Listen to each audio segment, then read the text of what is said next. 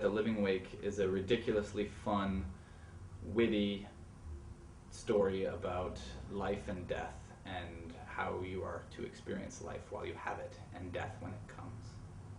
My good friend Peter Klein, who's the co-writer on the film, brought me about a 20-page one-man show that was written by Mike O'Connell about this character, and I just thought it was the most ridiculous, fun premise, and felt that the character was out of control and something that could really bring a world unto itself. The most difficult role to cast was Mike O'Connell. We had to audition him several times now. The casting process actually was pretty fun and exciting.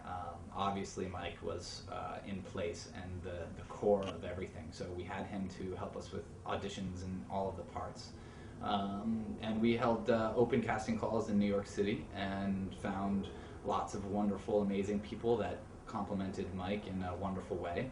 And the most interesting part of casting Jesse Eisenberg, he was actually one of the latter characters that was cast, and we were able to get him a script, and he read it, and about 20 minutes later sent an email saying he had to be in this movie.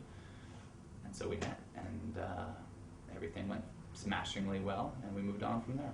We did not spend a lot of time rehearsing because we were a tiny budget film and needed every moment on set that we had, and not shooting in Maine, which is about a 5 or 6 hour drive from New York City, where most of the actors were from. We only had essentially the night before we shot with each actor to rehearse.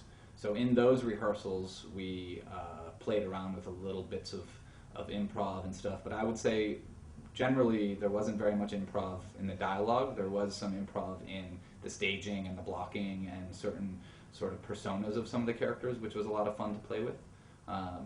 But in general, it was pretty well came off how it was scripted. We shot in my hometown where I grew up, more or less, and all of these places were images that I've had burned into my brain since I was 5 years old, and it sort of inspire how I look at the world in so many ways. And the look of the film, we wanted to do something. We knew that we were dealing with a film that was very, very unique and grand in mental capacities for the main characters. So we wanted to do something that actually was kind of soothing and very balanced and grounded in beauty and nature, and that was how we came up with that.